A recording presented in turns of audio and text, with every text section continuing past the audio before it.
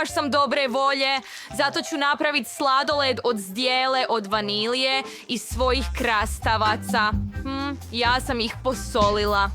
Otvori se. Nadam se da je dovoljno. Nisam ga ni sama probala. Nije loše, ali previše soli. Dobro, može proći. Promiješaj. Uli smjesu u stroj. Uli u kornet. I pospi smrdljivim češnjakom. Ovaj sladoled će otjerat svaku vampirsku infekciju. Gotovo.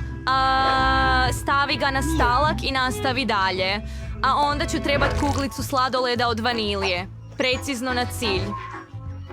Moje uši i školska košarkaška ekipa nisu bili uzalud. I želim dodat slatke krafne. Kako lijepo. Jednu grižnju pomiješaj to. Uli to u stroj.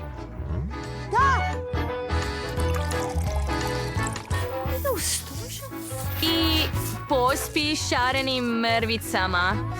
Probajte slatki